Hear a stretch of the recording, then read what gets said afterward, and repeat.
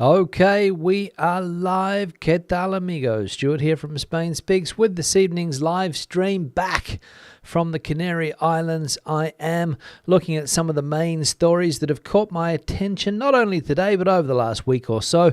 Let's be honest, not a lot happening in Spain currently, just the usual things that are still dominating the press. It is 7:35 p.m. It's the 6th of February, into the second month of the year already. And as I said, looking at some of the main stories. We'll go into the comment section, check out what is happening there, what viewers have been saying on the channel in recent times, and also into the live chat to see what tonight's viewers are saying in that chat section. So if you are watching the live stream this evening, say hello in that live chat. Now, we'll get straight into the news, and the first story that has been dominating the press for the last 6 months in Spain seems to be soon to become a reality, and it is that Spanish ministers have agreed to cut the legal working week to 37.5 hours. Spanish ministers agreed on Tuesday to cut the legal working week to 37.5 hours with no change in salary, forging ahead with one of the coalition government's flagship measures despite opposition from employers' associations. During its weekly meeting, the cabinet approved the reduction from 40 hours currently in an executive decree penned by Labour Minister Yolanda Díaz, who leads the hard left party Sumar. This proposal is about living better, working less, and being much more productive and more efficient economically, Díaz told reporters. The measure still needs to be approved in Parliament, where the centre-left government, led by Socialist Prime Minister Pedro Sánchez, lacks a clear majority and depends on balancing the demands of several smaller parties to pass legislation. Díaz, who is also Deputy Prime Minister, made the plan to reduce working hours by the end of 2025 central to her party's support for Sanchez's premiership. So there we go. It's all about the support and the need of that support that Mr. Sánchez, what Mr. Sánchez needs to get through the next couple of years. He needs Ms. Díaz's support, so she's put this idea on the table. Her political career is behind this new change in the labour laws. That's been her objective since she got into Parliament, or into the central government Parliament, I believe, and she's pushing hard for it. She's doing the media rounds currently, trying to convince people that this is the way to move forward, and as we saw there, work less, earn the same, and maybe Spanish people will become more productive in their workplaces. I don't know, but that is the argument that she is putting forward. But of course, the employers' associations are complaining because, as we know, they want the current system to remain in place, where people work 40 hours a week for fairly low salaries. Let's be honest. They don't want to have people working less for the same salaries. So that's where we are at currently with this. And the problems that the government had previously with the socialist side of the government not really agreeing with Ms. Díaz, those issues have been sorted out. And it's all going to depend on Spain's number one fugitive. That's right, Carles Puigdemont, whose votes are going to be fundamental for getting this across the line. We will see. Time will tell, as they say. Second piece of news here, and housing prices in Spain reach record highs, surpassing pre-crisis levels. High sales volumes and soaring prices summarise Spain's real estate market in 2024, according to figures published on Wednesday by the Land Registry. The official data, which also informs the National Institute of Statistics, confirmed a new record for the average house price, reaching €2,086 per square metre. This makes last year the most expensive in history, surpassing the average prices recorded in 2006-2007, the height of the early 21st century property bubble, without factoring in inflation. For new build properties, the average price in 2024 was €2,265 per square metre, marking the highest level ever recorded. Meanwhile, second-hand homes averaged €2,039 per square metre, a figure that, while not surpassing the 2007 peak, comes very close, according to registry statistics. The rising property prices, according to many experts, are the result of a combination of limited supply and continuously growing demand. So there we go, and no wonder people are complaining that they can't get their hands on property, can't get on the property ladder, because with these prices, let's be honest, who can? But we saw there soaring demand, soaring prices and soaring demand. So some people have money to invest in property, but many people do not, as we know. Third piece of news here, and Mr. Trump or Spain has rejected Donald Trump's plans for Gaza, reaffirming its support for the Palestinian people.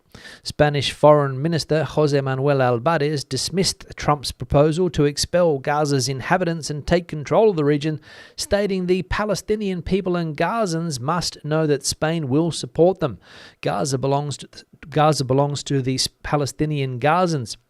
They must remain in Gaza because it is part of the future Palestinian state that Spain advocates for, Álvarez declared during a press conference alongside Andrés Alemán, Secretary General of the Ibero-American General Secretariat. Álvarez's remarks were in response to Trump's proposal to take long-term control of Gaza, rebuild it, and transform it into the Riviera of the Middle East, while permanently resettling Palestinians in other countries. So Spain, again, not agreeing with Mr. Trump's statements. We know that right from the start of the administration, Mr. Trump's administration, Spain has been vocal in objecting to some of the things that have been put forward, mainly tariffs. We'll look at that in just a moment, but also with Mr. Trump's latest proposal here to turn that part of the world into the Middle East's version of the Riviera, which, as we know, has been very, very controversial, the words of Mr. Trump in recent times. So we'll leave it at that, move on, because Sanchez is also talking about Mr. Trump, and he says that he is warning against Trump's trade war and vows firm response. Spanish Prime Minister Pedro Sanchez has warned of the damaging effects of trade wars following U.S. President Donald Trump's recent decision to raise tariffs on products from Mexico, Canada, and China. Speaking at the launch of Spain's national food strategy, Sanchez stated, "A trade war has no winners. Everyone loses." He stressed that Spain must be ready to take necessary measures to protect its economy, asserting, "We will be firm in defending our interests." Sanchez also urged Europe to strengthen its sovereignty, arguing that food supply chains should not be dictated by external forces. "We must diversify suppliers because food security is not something to gamble with," said Sanchez. So Sanchez standing up to Mr. Trump, or at least from a distance he seems to be doing so. Not sure if he's received the phone call from Mr. Trump yet. We saw last week that he had not received it, or Mr. Álvarez, the foreign minister, had not received Trump's phone call. Not sure if that phone call has come through yet, but I imagine if Trump's reading what Spain is saying about his current ideas and administration, they'll be waiting for that phone call for quite a while, I imagine. But Sanchez shaping up as the main opposition leader here in Europe to Donald Trump. So interesting times ahead, as I have been saying for the last month or so now, or ever since Mr. Trump came into power again. And the final piece of news here, if I can find it, the recognition of foreign university degrees in Spain has doubled in a year, with a target of 80,000 approvals set for 2025. The Spanish government aims to clear the backlog of thousands of applications, which have prevented many immigrants and some Spaniards from working in their qualified professions. A new, more flexible bureaucratic system has started yielding results. Diana Morant, the Minister of Science, Innovation and Universities, announced that the government resolved 40,200 accreditation cases in 2024, almost twice as many in 2023. Since November, the process has accelerated, with 7,932 cases finalized in January alone. While the total number of applications remains undisclosed, the government is striving to reach 80,000 approvals this year. And anybody who has tried to get their foreign university degree recognized in this country and get the equivalent of the Spanish degree will know that it's not an easy process and can take quite a long time. I never bothered to do it back in the day because I rang the education ministry when I first arrived. The phone rang, the phone rang, the phone rang. Somebody took it off the hook, put it back on. I rang again, tried that for about 3 or 4 days and realized that it was going to be a difficult process. So just decided to work directly in the private market and not get my qualifications recognized, which many people do, given the slowness historically of getting this done. But according to the government, they're working overtime now to get more of these degrees recognized here in Spain. And a lot of people, as I said, are still waiting for theirs to be recognized so that they can get a decent job in this country. Many people from South America in particular that end up driving Ubers around the place while they're waiting for their degrees to get recognized. So that's the sad state for many, many people with this process. If you've gone through the process, let me know in the comment section what it was like. Into the comment section now, Steve is the first one we'll look at today. Smoke and mirrors. How can the government boast about a low paro rate or unemployment rate when so many people are relegated to part-time work?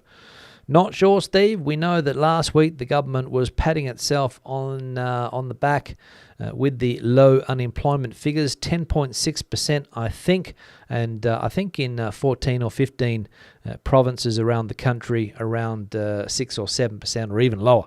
So the government happy that unemployment is on the way down, people getting jobs.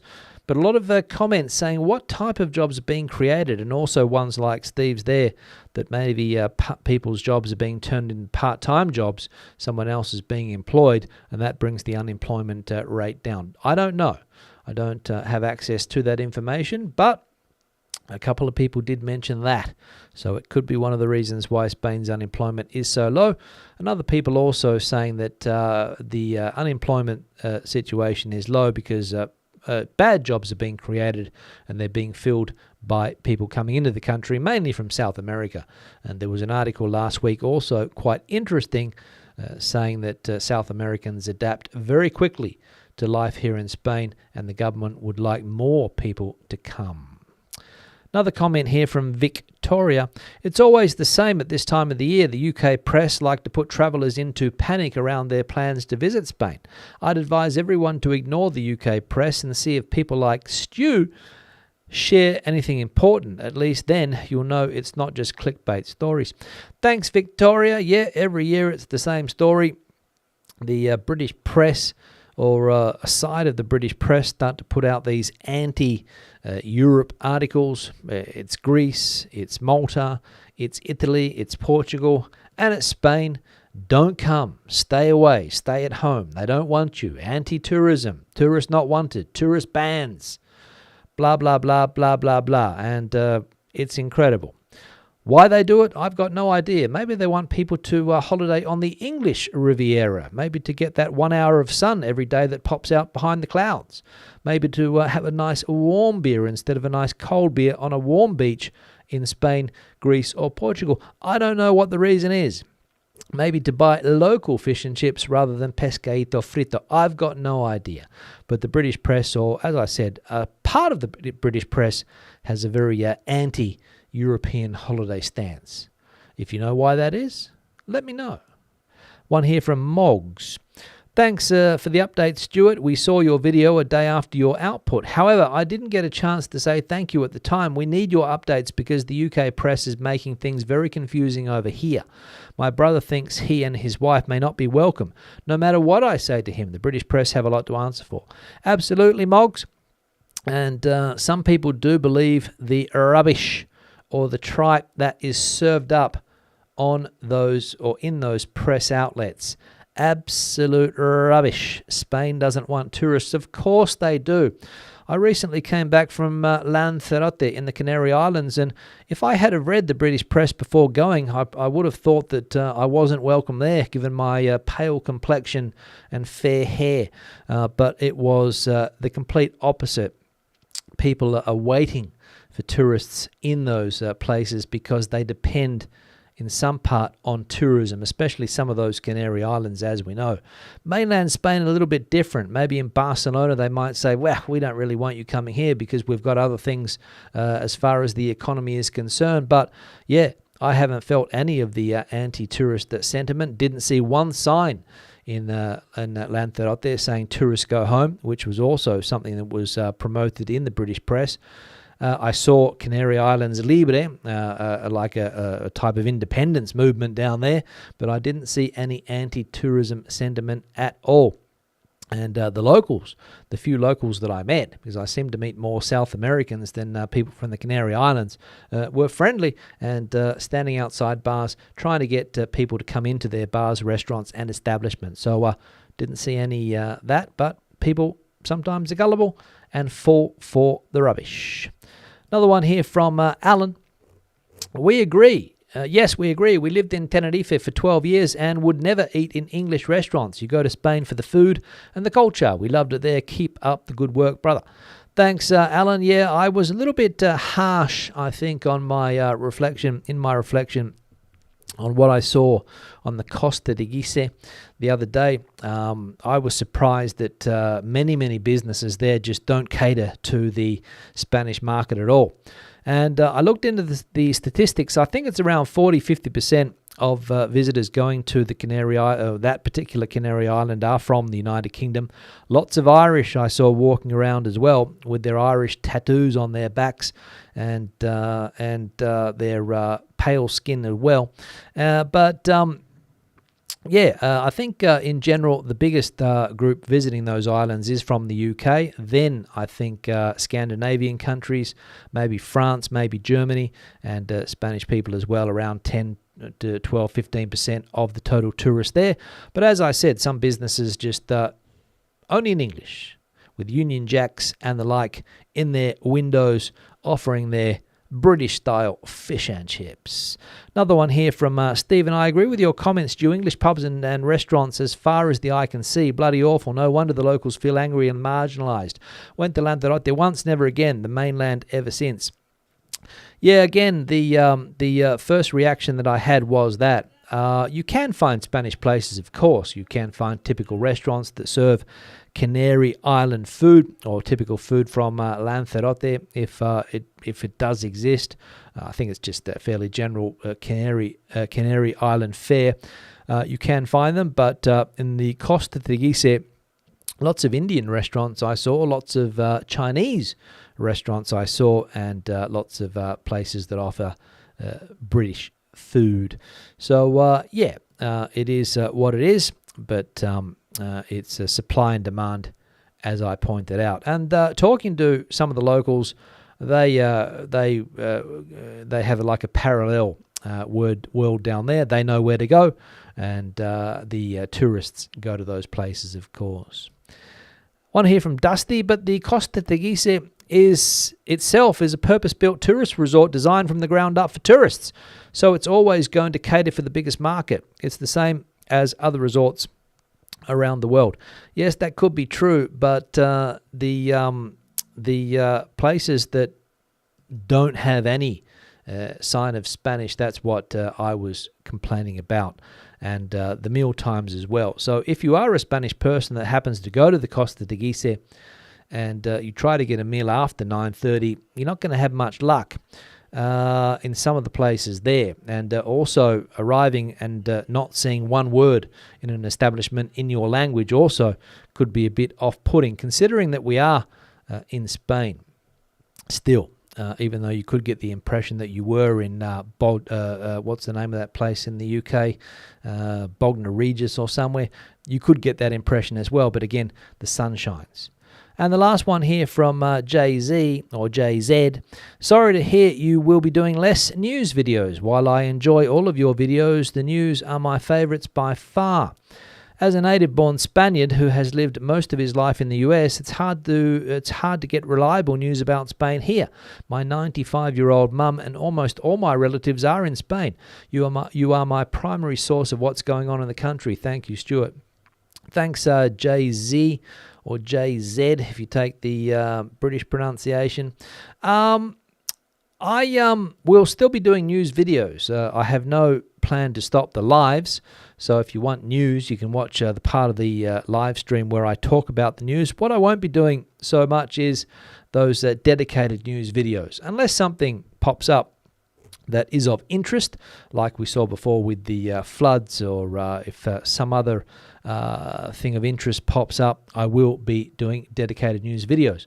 But I'll leave the news to the live streams and put out more varied content going forward from this time. So don't worry about that, JZ or JZ. I will be doing news videos, but just not on a daily basis, if that makes sense. I might find another way to put out news content, perhaps. So stay tuned for that. Now, I'm going to go into the comment section in just a moment. Before I get there, I'll just see what's bubbling away here. I've got to change the background photo. This one was sent in by Susie, who recently took this photo in Benidorm. Benidorm, I think it's a sunset. I'm not sure. I think it's the sunset in Benidorm. So thanks, Susie, for sending the photo through. Lovely. I think it was last October when this photo was taken, if I remember correctly. Thanks, Susie, for that. And if you've got a similar picture you'd like to see on the backdrop, the email address is on the screen there, just on the horizon, spainspeaks@gmail.com. Feel free to send your emails, your photos through to that email address. Anything else that you would like to bring to my attention, you can send it to that email address too, and I'll see if it is worthy news or anything else that we can put on the channel here. So if anything that you think would be relevant, spainspeaks@gmail.com, as well as your photos, please. The like icon is on the screen too. If you haven't hit the like icon yet, we're currently sitting at 59 likes. We'll see if we can get up to a decent tally today. So hit that like button, please. You'll find it just below the video. And as I said, we'll see if we can get up to a decent tally today if you smash that like button. Supporters of the channel, we've had a few members come on board. And also people that have supported the channel through the super thanks option also. The super chat, people that have bought me a coffee. Harry from Edinburgh, I think Harry's from, bought me a coffee earlier today just before I started the live stream. Thank you very much for that, Harry. I'll have a nice coffee on you tomorrow. Patreon, longer term supporters, of course, on the Patreon. And the channel members on this YouTube channel, we're from 99 cents a month, you can become a member. And I think we're up to around 70 members now. So thank you very much for that. And I should thank the people that have just joined. I'll see if I can find the, I'll just go to my page here and find the new members. Richard has joined in recent times. Dylan has joined in recent times. So thank you very much, guys, for your support joining the channel, of course. Now into the chat section I'm going to go. Let me get there now. I'll just open it up. Some familiar names in here as always. Andrew, valued member in the chat. Good evening all. Hope you are well from a cold London southeast. Thank you very much. Heidi in the chat too. The house in Madrid is chillier inside than outside today. Heating on full whack. Yes, it has been a chilly nights. The day, well, I've only been here since Tuesday, but yesterday was a reasonable day. Today was actually quite warm, 13 or 14 degrees for Madrid. And the chilly nights, as I said, sometimes below zero. YouTubers is in the chat here. While the 100% tax for non-EU buyers is debunked, it seems property purchase taxes will be doubled this year. For example, from 10 to 20% in the Costa Blanca, 7 to 14% in Andalusia, etc. Not sure, YouTubers, that could be true. I'll look into it. But you might be onto something there. I don't know. Harry, the person that I just mentioned, valued member also, bought me a coffee. Thoroughly enjoying your language course. Thanks, Harry, for that. I recorded one today, but unfortunately the sound failed. So I'm going to have to redo it, which is a serious inconvenience. But yeah, what can I do? When the sound, when you realize that the sound hasn't worked after all of the work that you've put in, sitting down here for an hour or so recording that video, and then I go through it this evening and no audio was recorded. You can imagine what I was like when I found that out. Harry, we saw Harry, sorry. Sani, hello everyone from a freezing cold Basingstoke. I want to go back to Valencia. I'm sure many people do. Sani, many people would like to get to that Mediterranean weather destination. Al is in the chat. Not sure where Al is today. San Diego, 15 degrees Celsius there. Nublada, cloudy. Hoping everyone is healthy and happy. Thanks, Al. What else we got going on here? Let's have a look. Amanda's in the chat. Might have said hi, but saying the dumbest thing I ever did was selling my Spanish house. I still miss it and beat myself up over it. Yes, probably would be worth a pretty penny nowadays, Amanda, if that was the case. Janet coming in from a cold Oxford in the United Kingdom, of course. Yes, Andrea coming in from Portugal. Hi, bro. We're still waiting for you in Portugal. Won't be there for a while, Andrea. I've got to sort things out here, and of course, I've got a kid in the school system, so I wouldn't take him out of school and move to Portugal just yet, but I'll be there soon for more holidays, hopefully, if everything goes okay. John's in the chat too, valued member. Hoping we're well and having a good week. Thanks, John, for that. Former Madrid correspondent, now Florida's #1 correspondent, Dave's in the chat saying hello to Stu and todos. Good to see you, Dave. Long time no hear. James and Kathy in the chat. A bit late tonight as they've been out all day shopping and having a nice lunch. You would think we were in Spain. Thanks, James, for that. What have we got here? Kev's Shed of Rock Covers. Sounds interesting. Voy al Benidorm en 2 semanas. Vas a Benidorm. Kev, thanks for that. Good luck with your trip to Benidorm. Hope the weather's good. I hope you have some nice Benidorm cuisine, if it's possible to buy in some parts of Benidorm, and not Mexican fish and chips and things like that, which I recently saw a British foodie YouTuber went to Benidorm, and don't think he tried any of the local dishes. But of course, his audience is probably not interested in local Spanish food. I could be wrong, but the videos that I saw were just fish and chips and Mexican. What else we got going on here? Terry's coming in from Philadelphia. Go Eagles. In the Super Bowl, I think, are the Philadelphia Eagles. I'm not sure if the Super Bowl has been overshadowed by the recent basketball news. It could have been. I don't know. Eric is coming in from Terrassa, sunny there, quite mild during the day, 8 degrees Celsius now. Hope you had a good time in the Canaries. Wishing everyone a nice weekend. I did have a nice time in the Canaries, Eric. I was a bit tired when I came back. All of the running around, all of the driving that you have to do there. The main way to get around the island of Lanzarote, of course, is to hire a car and go from north to south. East to west, see everything that the island has to offer. Interesting place, and I did have a good time. I enjoyed it, and of course the weather, those nighttime temperatures, very, very good. Al also saying go Birds, so a Philly fan also. KGM, Kenny in Glasgow, heading to Madrid next month, then on to Valencia for the Fallas. Have you ever attended this festival? No, Kenny, and I don't think I ever will, because I'm not a fan of the firework myself.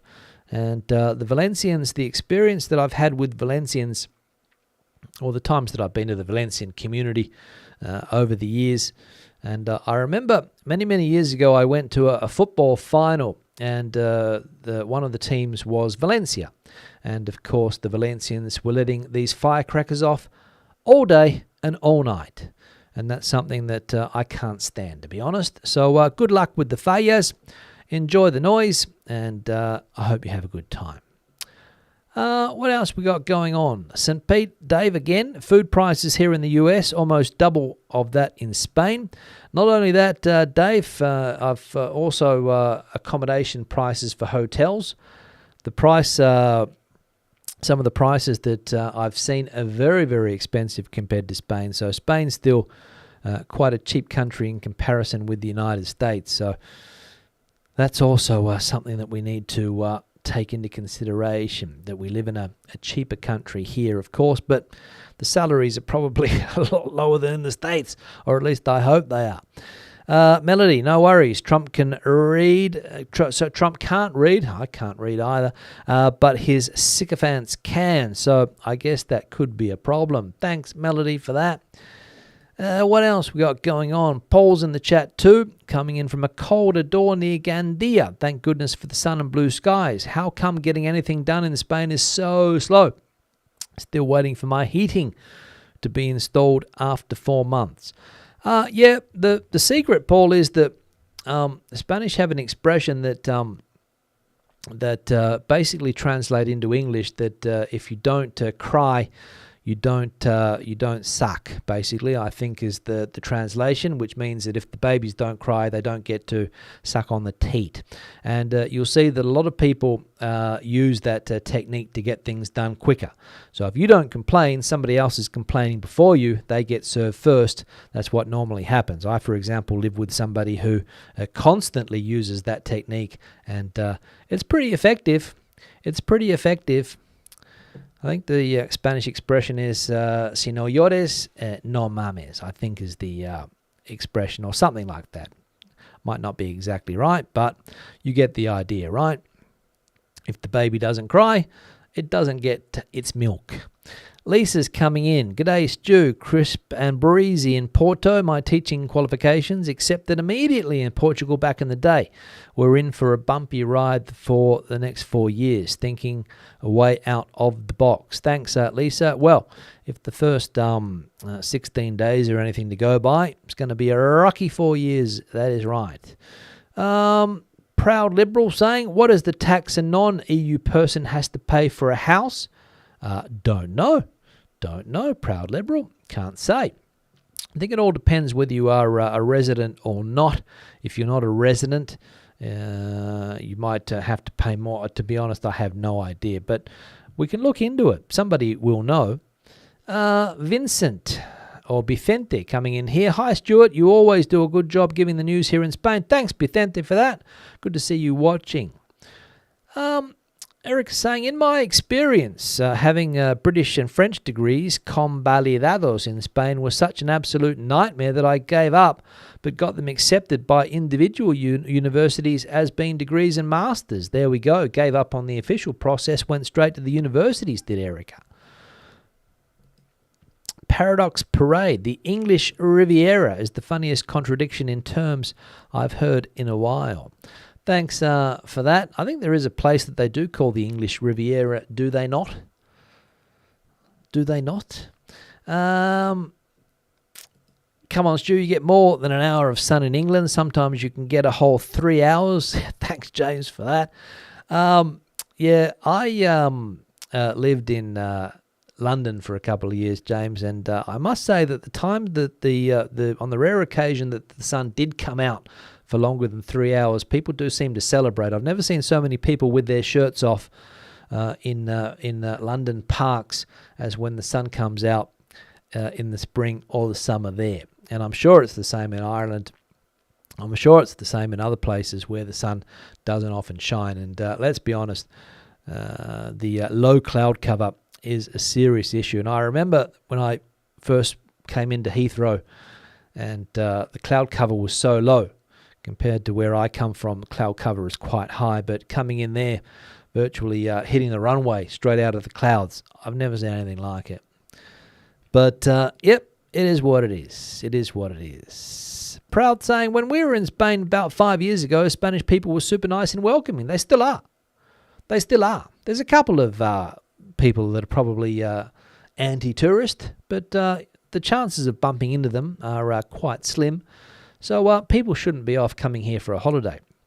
In no way, shape or form. What else? Best food I've had in Europe was in Spain. Thanks for that. A lot of people do like the cuisine here. Dave saying many Canadian tourists seeking warmer weather are here in Florida currently. It's probably why the prices are so high, Dave. I think I worked that out, that because Florida is one of those places in the States that does have decent weather, I imagine that during the northern winter, where the hotel prices and the like can go up substantially. Gigi coming in from Arizona, Surprise, Arizona to be exact. We had our 2 weeks of winter and now we're into spring, mid-high 20s. There we go. That could be an option as well. Maybe Arizona might be a bit cheaper than Florida. Let's see. Helen was in Lanzarote. Now, I'm going to say, I say Lanzarote. I had some imbecile. If you don't know what the word imbecile is, it's an imbecile. I had an imbecile in the comment section say, pronounce the word Lanzarote properly, you plonker. So obviously British, if you use the word plonker, you know where that person's from. Pronounce the word Lanzarote properly. I am, you plonker. Directed at that particular person, not at you guys. What else? Helen saying, I was in Lanzarote a couple of years ago on holiday and the number of Irish pubs aimed at tourists was astounding. So they clearly want to attract them. But the housing situation is another issue. We went to, I think, the place in the south of Lanzarote that I saw a lot of Irish was called Playa Blanca in the south of Lanzarote. They're probably the place with the best weather. And I was sitting on one of these restaurants that look out onto the sea, enjoying my meal, and a couple of lads, probably from Dublin or somewhere like that, maybe Cork, not sure where they were from, one of those accents that was not the easiest to understand, decided to sit down, take their shirts off. They weren't the slimmest looking blokes I've ever seen. Decided to take their shirts off and let everyone who was trying to look at the ocean, we had to look at them for the next 30 minutes with their back tattoos. Haven't seen too many guys walking around with tramp stamps, but I was surprised that some of these boys are walking around and proud to take their shirts off with that type of tattoo work on their backs. So, no shame. And that's what we're dealing with some of the tourists, and I imagine that's what locals get sick of looking at all of the time, these overweight white bodies with terrible tattoos. Put your shirt on, man. Put your shirt on. Don't listen to the British press in general, as they are controlled by government, and we all know how honest they aren't. There we go. Sparky simply saying, hola. Thanks, Sparky, for that. Barbara, hola from the Playa Flamenca. I got back from 3 days in Valencia last night. Travelling again is Barbara. Hope you send some pictures through, Barbara, if you took some good ones. Howard saying, I have drifted away from you in the last year as these long general chit-chats are not enough to the point for Spanish news. Sorry, Howard, but a lot of people seem to like the, how do you call it? The long general chit-chats are not enough to the point. If you want to get straight to the point, just buy a newspaper. That'd be a good idea. Thanks for that. Nice pick, Susie. Thanks for that. What else we got going on here? EU account watching from NSC France. I hope I pronounced that correctly. Gillian coming in here. I think it depends. I think that it depends where you go in Lanzarote. There was a good mix of Spanish and others in Arrecife and Playa Blanca when we were there. The same goes for the other Canary Islands we visited. You can find a mix. I didn't see any mix in Playa Blanca. Maybe it's the time of the year. Arrecife, of course, it's the capital. But as far as capital cities go, Spanish capital cities, she wasn't the most attractive city I've seen, Arrecife. But, some people might like it. Yes, it was. Paradox, rate my takeaway. I watch quite a bit of his content, but the type of food that he generally eats, I don't see it to be all that healthy. And, of course, takeaway food. Are there not any healthy takeaway food choices anymore? That's my question. Or maybe people don't want to look at the healthy stuff. I don't know. Andy's saying, my birthday. Happy birthday, Andy. If you want proper Mediterranean food, you won't find it in Benioc. Try further up in Altea or inland. Thanks, Heidi, for that. That is true. The English Riviera. It's down south in the southwest of England. It's definitely warmer. Dorset springs to mind, but other counties belong. There we go, the English Riviera. The Florida Panhandle is called the Redneck Riviera. There we go. Thanks, Dave, for that. Torquay. is part of the English Riviera. Thanks for that, Janet. Tramp stamps. Yeah, it's like a tattoo that people have on their lower back. That's what they are called, tramp stamps, that become visible in certain positions, I think, is the reason they're called tramp stamps. But surprised to see blokes with these tats on their back. No school holiday today due to icy roads in Michigan. Thanks for that, Jane. Helen, thank you for the varied videos recently. No worries, Helen. More coming up. London houses are quite affordable. LOL. Not only men with the tattoos on the Costa Blanca, you should see the women covered in tats. Yeah, I did notice that some of the ladies are partial to a tat or two, which is also an interesting choice. Considering I've never really been a tattoo person. I'm going to put it out there. I mean, I've got nothing against people getting tattoos, but one of these, when you get tattoos that, you question the artistic value of that tattoo. Speaking of unhealthy food, have you eaten at Chocolate in Madrid? If not, will you go and video it, please? Chocolate. I'm not familiar with Chocolate, or at least it doesn't ring a bell currently. Maybe I have seen it. I'm not sure. Let me know. There's a Scottish Riviera too, along the Moray Firth. There we go. There's even a Scottish Riviera. So that would be for the 2 hours that the sun comes out every year. There we go. Better be quick. Afterglow. Which city in Andalusia is the nicest according to your experience? At Spain Speaks. I think depends what you mean by nicest. Do you mean visually? Do you mean for culture? Do you mean for weather? I like Cordoba, although it gets extremely hot in the summer. Sevilla also the same problem. Culturally quite nice. Cadiz I liked, Malaga I liked, Granada of course, Almeria is an interesting place, plenty of places. Jaén I liked, but again it's an interior type city, lots of places down there to choose from, not really one springs to mind. What else? Janet leads us sheltered. Maybe it's just me that calls them though, I don't know. I thought that was the name for those lower back tattoos. Hi from San Diego. Overslept again. Good to see you, Johnny. Valued member is Johnny. Try the Netherlands. It's undoable. Probably for weather, I imagine Keem is talking about there. Tattoos on these type of people is like the vandal graffiti on Spanish buildings. Yeah, but that's a good comparison. Absolutely. You got to question some of the tattoo choices. Bob's also put it out there, what they're known as. Thanks, Bob, for that. Paul, coming in from London. Cold again there. Yes, Paul, thank you very much. We've had a few people in the UK saying it is chilly at the moment. Afterglow, Seville got the highest score in the Daily Telegraph this week. There we go.